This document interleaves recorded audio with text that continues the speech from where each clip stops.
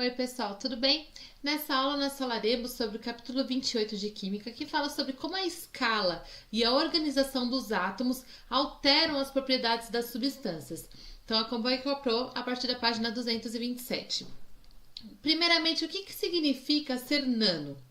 Nós vamos iniciar com essa compreensão, reduzindo as escalas com alguns exemplos de alguns objetos que nós já conhecemos. Então, olha só. A gente vai ter três tipos de escalas, que é a macroescala, a microescala e a nanoescala. A macroescala são aqueles objetos que a gente consegue perceber a olho nu, que a gente tem aí a percepção visual, ao menos de 1 milímetro de comprimento, um poste de 3 metros, uma pessoa de 1,80 m, uma pulga de 2 milímetros a 4 milímetros. Esses são objetos que a gente observa na macroescala. A microescala são objetos imperceptíveis a olho nu, então é necessário a gente utilizar um microscópio óptico, uma célula humana, uma célula de bactéria, que tem as suas dimensões utilizadas em micrômetros, que é o exemplo dessa escala. Já a nanoescala são objetos ainda menores do que a microescala e que a gente só consegue perceber também com auxílio de microscópio eletrônico. Exemplo, o vírus da gripe com 80 nanômetros, o DNA de 2 nanômetros, são alguns exemplos de objetos nessa escala. Então a gente consegue ver a dimensão do mundo do nano ao macro. Então a gente tem aí a molécula de água, o nanotubo, o DNA, o ribossomo, bactéria. Aí a gente entra na hemácia, carrapato, moeda de 1 euro, bola de futebol, planeta Terra. Então a gente vê que a gente chega aí de nanômetros até a gente chegar em quilômetros. Uma enciclopédia na cabeça de um alfinete.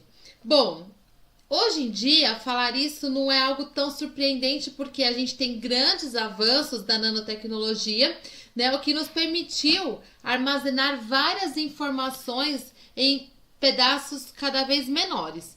Mas imagine, na metade do século passado, um cientista, um físico que falou essa pergunta: por que não podemos escrever 24 volumes inteiros de uma enciclopédia na cabeça de um alfinete? Então, essa pergunta veio justamente porque antigamente, para a gente ter acesso a alguns tipos de informação, a gente precisava pegar livros imensos, ir numa biblioteca, e hoje em dia a gente consegue ter isso processado em um pendrive, em alguns no HD externo, em alguns equipamentos muito pequenos. Então, olha só, em 1959... O anual da Sociedade Norte-Americana em Física, nesse encontro, um cientista estadunidense propôs 2 desafios: conseguir reduzir toda a informação da enciclopédia britânica em uma cabeça de alfinete e construir miniaturas de máquinas nesse nível atômico. E ele chegou a oferecer um prêmio de $1 milhão para quem conseguisse vencer cada um desses desafios. Porém, só na década de 1980... que surgiram os primeiros aparelhos capazes de obter essas imagens nanométricas, como os microscópios eletrônicos de varredura. E olha só como que fica a imagem, de um ser vivo no microscópio de varredura, de um ser vivo microscópico. Então, ele tinha, esse estadunidense Richard Feynman, ele teve uma grande aplicação nos estudos da computação quântica, que estuda justamente a aplicação da mecânica quântica na ciência da computação. Então, a gente vê que ele estava instigando a comunidade científica a chegar a cada vez mais longe com essas questões de equipamentos cada vez menores até chegar na escala nanométrica. Porém, será que quanto menor é melhor? Se nós tivermos 2 objetos constituídos pelos mesmos elementos químicos, mas com dimensão diferente, eles podem não ter as mesmas propriedades físico-químicas. Nesse caso, o tamanho do objeto vai ser um fator responsável por mudar as propriedades desse material, e não a sua composição especificamente. Então, exemplo, né? O ouro. Ele é um elemento que a gente conhece há muito tempo. Nas civilizações mais antigas, né, como os egípcios, já tinha a manipulação do ouro e a construção de vários objetos com esse metal. Mas se a gente analisar as características das nanopartículas de ouro, a gente consegue notar que elas não são as mesmas com a qual a gente já está há tanto tempo familiarizado. O ouro, quando a gente vê a olho nu, se apresenta com aquele dourado característico. Mas as suas nanopartículas se apresentam na cor avermelhada. Isso mostra como a interação da luz com o ouro muda nessas escalas de macro e na escala nano. Então, por isso que a gente vê, né? Simplesmente, se a gente formar aí uma estrutura numa escala de tamanho tão pequena, novas propriedades podem ser exploradas a partir dela, então, né? Usando os mesmos elementos para construir essa substância, esse composto, esse produto. Então, alguns elementos são melhores que outros nessa confecção. Mas o principal fator que leva às mudanças da propriedade é exatamente o tamanho. Então, por isso que a gente vai falar sobre macro versus nano. Então, quando a gente mudou para a escala atômica e nanométrica, as leis da física, como a gente conhece na escala macro, elas não são válidas. Então, nessa escala entra a física quântica, que nós falamos lá no primeiro capítulo de física. Olha só, os princípios envolvidos, eles são bem diferentes. E até estranho quando a gente vê, né? Então, é um dos motivos que o estudo das nanopartículas é bem evidenciado na atualidade. Ele está com muitas novidades, porque elas são bem diferentes daquelas que a gente tem no material quando ele é macro, quando ele é visto a olho nu. As regras a que eles são sujeitos na nanoescala, quando a gente chama da física quântica, são outras. Então, um efeito fundamental para essa mudança nessas propriedades dos materiais é justamente a área superficial das nanopartículas. Então, pensa na gota de água. Ela tem uma superfície esférica e no interior dela há uma quantidade muito grande de moléculas de água ali. Porém, as interações das moléculas de água da superfície são diferentes daquelas de dentro da gota. Então, como em cada caso elas estão rodeadas de coisas diferentes, ou a molécula na superfície está rodeada de ar e no interior da gota ela está rodeada de água, as interações mudam, fazendo com que elas tenham comportamentos diferentes. Então, a gente vê que tem muito mais moléculas internamente do que na superfície. E só que, no geral, a gente leva em conta no dia a dia os efeitos da substância sem pensar naqueles efeitos da sua superfície, sim, daquela que está no interior dela, né? Na grande maioria das partículas, quando a gente analisa o material, não a superfície. Então, isso muda quando a gente estuda os nanomateriais. Quando a gente diminui o tamanho das partículas a uma escala nano, o número de átomos na superfície começa a ser expressivo diante daqueles átomos do centro. Então, com isso, as interações que acontecem na superfície vão influenciar muito no comportamento desse material, nessa escala nanométrica, o que não ocorre quando a gente fala da escala macroscópica. As nanopartículas, elas são tão pequenas que as interações que vão governar o seu comportamento são muito mais influenciadas pelo que ocorre na sua superfície. E esse é um dos motivos para as suas propriedades ser tão diferentes quando elas estão no mundo macro e não no mundo nano. Agora nós faremos as atividades da página 230.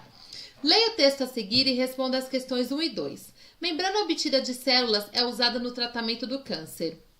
Cientistas desenvolveram nanocápsulas feitas com membranas de células para levar até o tumor substâncias que combatem o câncer. Um modo inovador de levar às células dos tumores de câncer substâncias que vão combater a doença foi criado em pesquisa no Instituto de Física de São Carlos, da USP. Os cientistas utilizaram membranas de células cultivadas em laboratório para produzir nanocápsulas nas quais são colocados fármacos e outros compostos que atuam na terapia para o câncer. A técnica testada com sucesso em animais poderá ser usada no futuro em qualquer tipo de tumor maligno. Nanocápsulas são partículas fabricadas em escala nanométrica, capazes de carregar alguma substância como fármacos e biomoléculas pelo organismo e entregar em regiões específicas como tumores ou até mesmo dentro de células. aponta o professor Valtencir Zuccolotto, coordenador do grupo de nanomedicina e nanotoxicologia do IFSC, que coordenou a pesquisa. Hoje, a maioria das nanocápsulas são fabricadas a partir de lipídios, polímeros, etc. Segundo o professor, os pesquisadores desenvolveram e aplicaram um novo sistema para a entrega de fármacos e nanofármacos em células tumorais por meio de nanocápsulas que usem membranas celulares como matéria-prima. A entrega é mais eficiente porque as membranas são constituídas pelo mesmo material das células-alvo, destaca. Em seguida, a irradiação com luz em comprimento de onda adequado promove o ataque químico e fototérmico contra as células do câncer. Qual é a escala de tamanho entre a célula e as nanocápsulas? Bom, as células elas variam de tamanho, dependendo do seu tipo de organismo.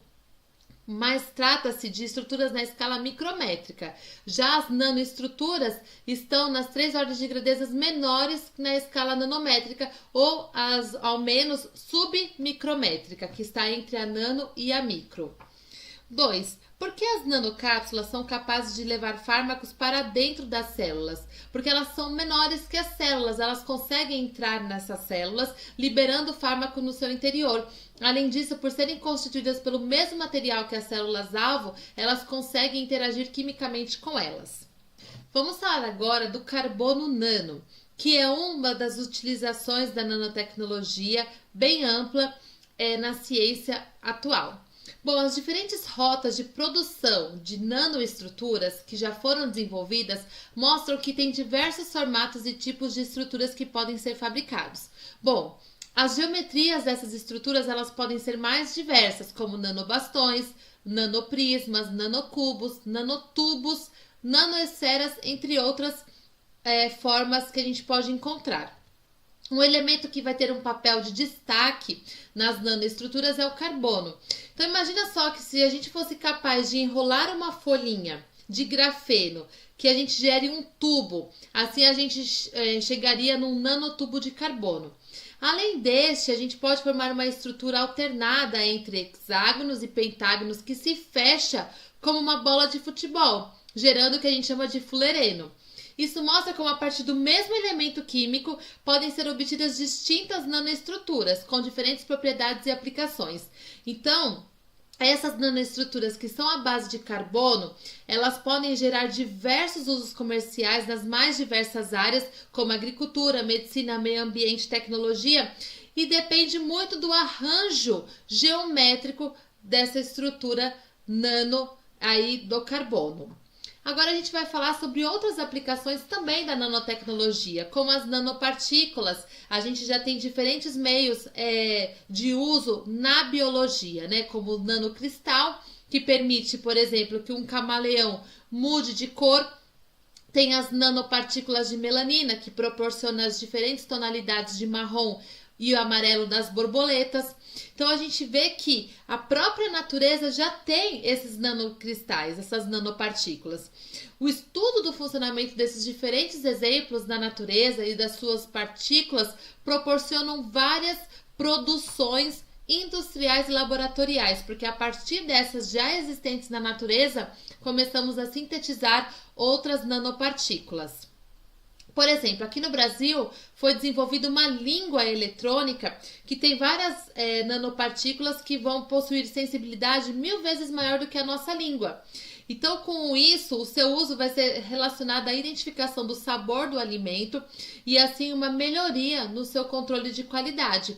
Esse daqui é um exemplo, né, desse mecanismo de nanotecnologia, dessa língua eletrônica que o Brasil que teve a honra, né, de produzir essa língua. Outro exemplo são as nanopartículas de dióxido de titânio, que apresentam uma elevada produção industrial e várias aplicações diferentes. Por ele possuir propriedades fotocatalíticas, que é a capacidade de aumentar a velocidade de uma reação química quando tem a luz presente, e também por ser anticorrosivo, esse nanomaterial ele é bem estudado e utilizado pela indústria farmacêutica e também de indústria de cosméticos, geralmente para os protetores solares. Já os nanocompósitos, que são materiais híbridos, em que pelo menos um dos seus componentes apresenta dimensão nanométrica. Então, torna-se possível a existência de novos materiais a partir da nanociência e da nanotecnologia, que podem ter características bem especiais, como aumento da dureza, diferentes modos de fratura, propriedades mecânicas variáveis e também diferentes níveis de desgaste de certos tipos de materiais. Embora as nanopartículas elas tenham um enorme potencial para resolver diversos problemas e aprimoramento de muitos produtos, o seu estudo também deve englobar os seus riscos e os riscos ambientais envolvidos, como os riscos para a saúde daquele que trabalha e para quem usa esse tipo de material. Atualmente, há um crescimento de pesquisas envolvendo novas aplicações por nanomateriais, mas não está sendo proporcional com o número de pesquisas relacionadas à toxicidade desses produtos. Então, é um desafio para a nanociência justamente compreender os riscos causados a curto, médio e longo prazo, né, com o uso dessas nanopartículas, porque até hoje o que a gente tem disponível de artigos científicos na literatura acadêmica é ainda insuficiente para garantir a segurança de quem se expõe continuamente a esses nanomateriais. Agora nós faremos as atividades da página 232 em diante. Determine se os materiais a seguir estão na macroescala, microescala ou nanoescala. Bola de futebol é macroescala, DNA, nanoescala. Alfinete, macroescala. Cromossomo, microescala. Molécula de água, nanoescala. Cloroplasto, microescala. E vírus HIV, nanoescala. 4. Sabendo que um fio de cabelo possui cerca de 60 micrômetros e que as nanopartículas têm tamanho a partir de 10 nanômetros, quantas nanopartículas seriam necessárias para corresponder à espessura de um fio de cabelo? Bom, se a gente sabe que 60 micrômetros é 60 vezes 10 elevado a 3 nanômetros, a gente faz a regra de 3. Então, 10 nanômetros é uma nanopartícula. Então, 60 vezes 10 elevado a 3 nanômetros igual a x, chegando a 6.000 nanopartículas. 5. As propriedades dos nanomateriais em geral diferem significativamente dos seus equivalentes da macroescala em virtude, principalmente da diferença de tamanho, alternativa D. 6. Os fullerenos foram as primeiras nanoestruturas de carbono descobertas em 1985. Antes disso, conhecia-se apenas esse elemento nas formas de carvão, grafite e diamante. A forma mais simples de fullereno é o de carbono, formado por 60 átomos de carbono. Explique como é a geometria desse composto. Ele possui a geometria de uma bola de futebol, alternando em formas hexagonais e pentagonais. Leia o texto a seguir para responder às questões 7 e 8. No campo da nanotecnologia, existem diferentes estudos sobre as características e possíveis aplicações das nanopartículas de ouro. Embora o nanomaterial possa ser utilizado na medicina como transportador de fármacos, também pode atuar como catalisador da degradação de contaminantes orgânicos presentes na água. Essa diversidade de aplicação depende do formato das nanopartículas, que pode ser esférico, cúbico, prismático, entre outros. Átomos de ouro formam tipicamente nanopartículas esféricas e cúbicas. No entanto, a adição de prata em diferentes concentrações leva à formação de nanopartículas de outros formatos. A respeito das nanopartículas de ouro mencionadas no texto, é correto afirmar que podem ser usadas para inovações tecnológicas no campo da nanomedicina, alternativa B. 8. A eficácia do uso de nanopartículas de ouro na maioria das aplicações muitas vezes depende do tamanho ou formato. Com isso, para o controle dessas propriedades, adicionam-se substâncias que auxiliam na estabilização das nanopartículas, como as apresentadas a seguir. Sobre essas substâncias estabilizantes, pode-se afirmar que não apresentam insaturação entre carbonos. 9. Em um laboratório foram sintetizadas algumas nanoestruturas de carbono, as quais foram analisadas posteriormente, observando-se diversas formas da imagem de microscopia eletrônica de varredura, como nanotubos e o fullereno, que possuem um formato esférico. Alternativa D. 10. Os nanomateriais possuem propriedades físicas e características bem diferentes dos materiais macro. Por que a alteração da escala ocasiona mudanças tão significativas? Porque as propriedades dos nanomateriais elas são regidas pela física quântica, que é diferente da física que rege as propriedades dos corpos que são macroscópicos. Além disso, Os nanomateriais têm maior razão área por volume de estrutura, já que a sua área superficial é maior. Isso influencia na interação química dessas nanopartículas e, consequentemente, impacta nas propriedades físico-químicas desses materiais. 11. A química de superfície estuda os efeitos que ocorrem na interface entre duas fases como ar líquido ou sólido líquido.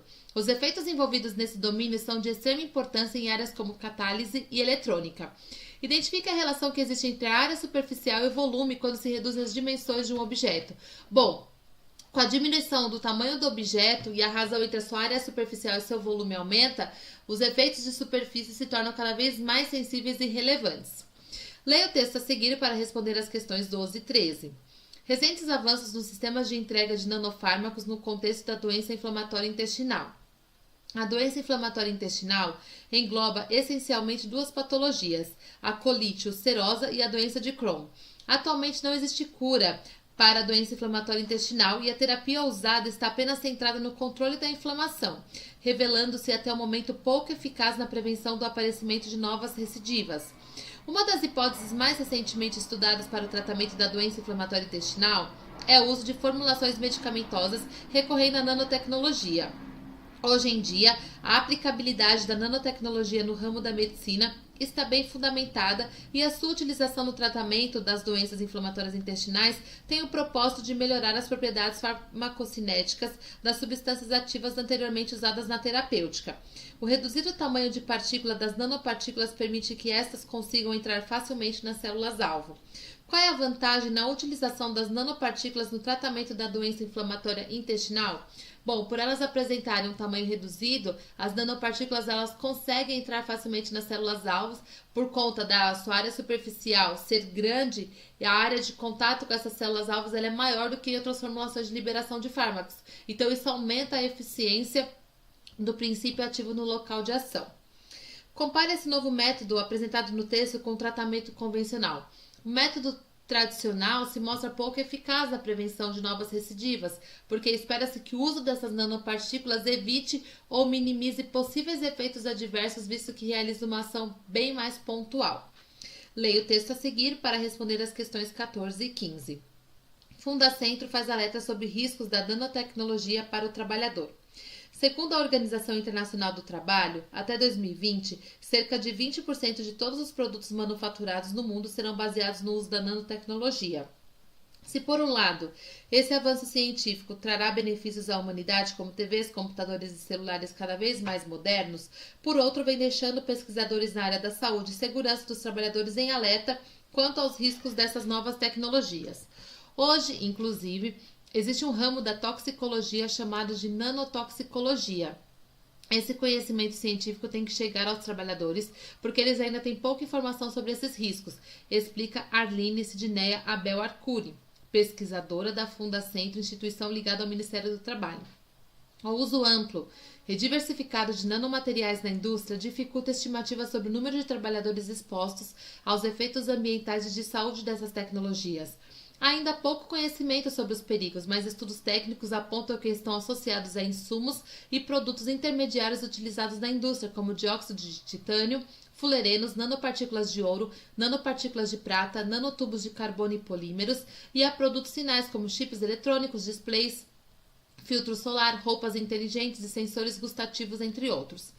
Os nanotubos de carbono, por exemplo, são úteis para indústrias de materiais plásticos, nas conduções térmicas e elétricas na construção civil, na produção de carros e aeronaves e até mesmo na medicina.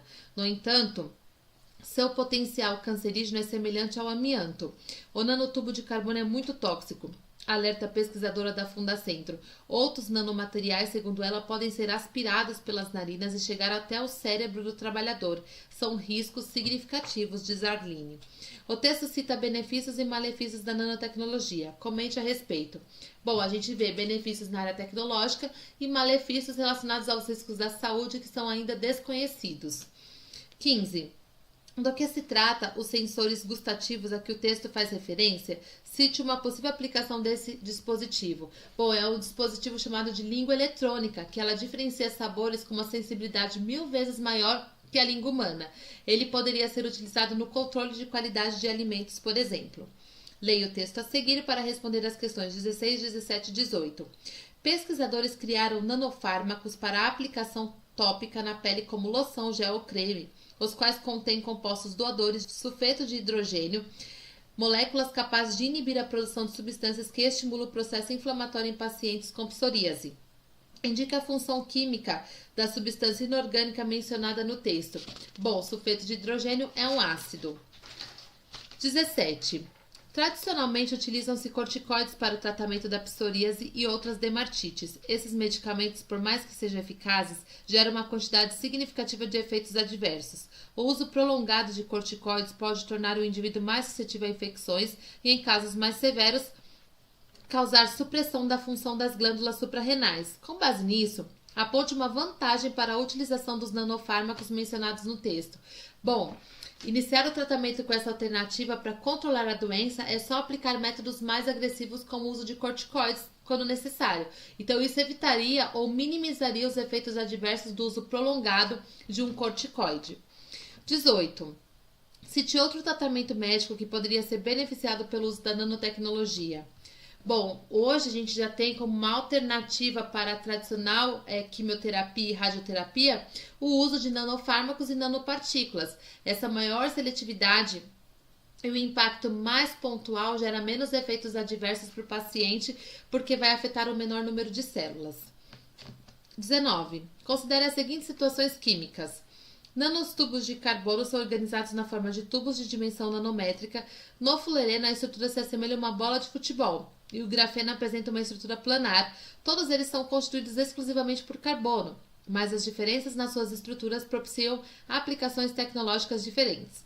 O urânio encontrado na natureza é uma forma combinada em que a espécie mais abundante é o urânio-238, o qual não é adequado para ser usado como combustível nas usinas nucleares.